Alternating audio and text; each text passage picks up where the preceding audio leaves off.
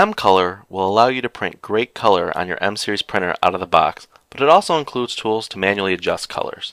Before you start, make sure you choose the correct paper profile from the RIP tab in your workflow.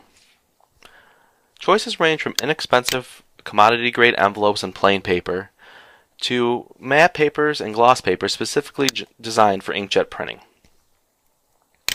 A reference file with a list of papers tested with each profile is included on the M-Series disc.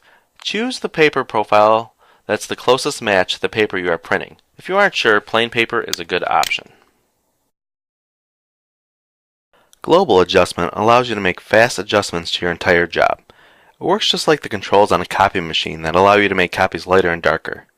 We could create a new workflow that automatically makes jobs darker, but instead let's edit one particular job to make it darker. To edit a single job, right-click on the job and choose Edit Workflow for this job. We can tell by the title that we're editing a job rather than a workflow. On the RIP tab, choose the Color Adjustment button. In the Color Adjustment window, the All Channel Adjustment button will allow you to make the entire job lighter or darker. For instance, if I click this square, the job will darken up to the maximum amount. If I click this square, the job will lighten to the minimum amount, and so on and so forth.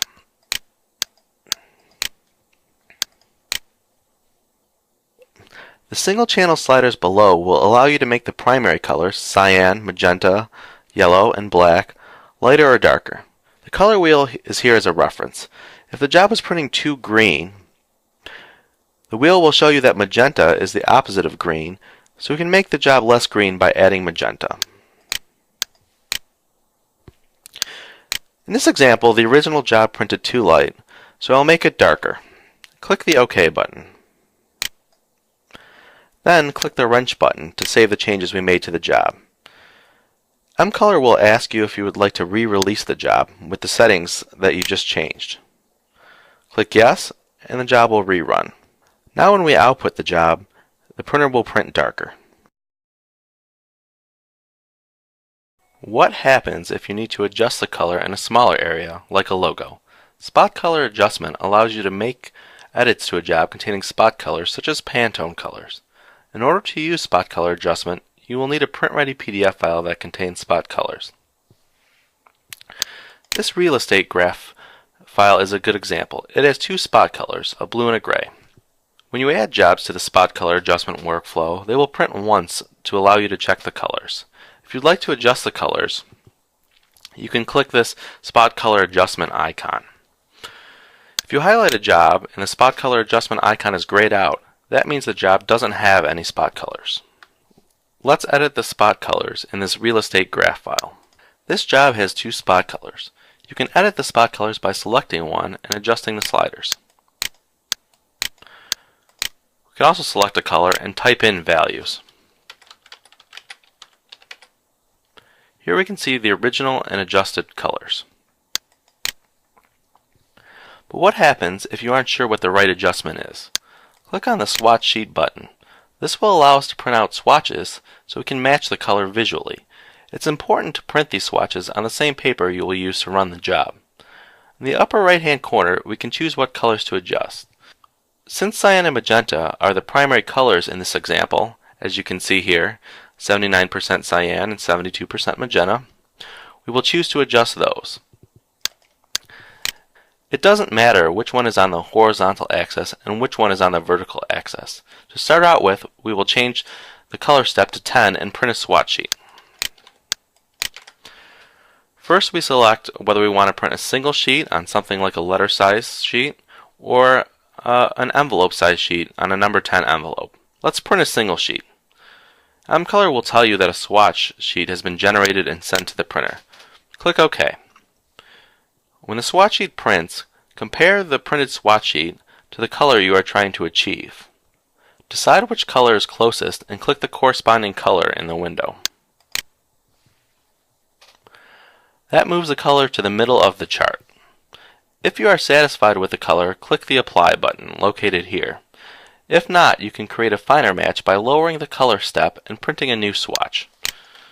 When you have decided on a color, click the Apply button. Now you can see the original and adjusted color once again. To print the job with the new colors, click the OK button. The job reprocesses and the colors are adjusted. It's possible to save a spot color adjustment into a library. Then we can create a workflow that automatically adjusts spot colors in the future. To do so, click on a job and edit the spot colors like usual. To create an extreme example, let's make an adjustment that will cause the gray and the blue spot colors in this job to turn green and red.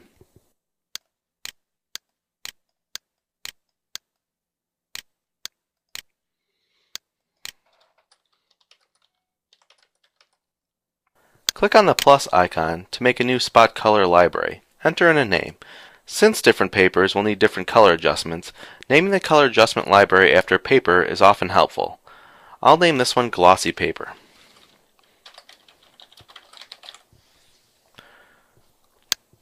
Click OK. In this screen, I can type in a description of the color library. For instance, I can write here that this is for use with glossy paper.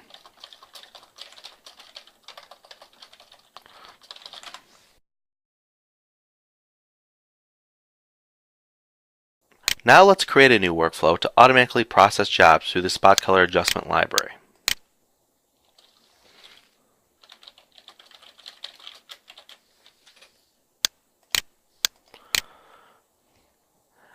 Add a spot color adjustment, rip, and rip output to your workflow. In the Spot Color Adjustment tab, select the spot color library that you created. Make any other changes you'd like to in the workflow and click the wrench. For instance, I'm going to add a pause here.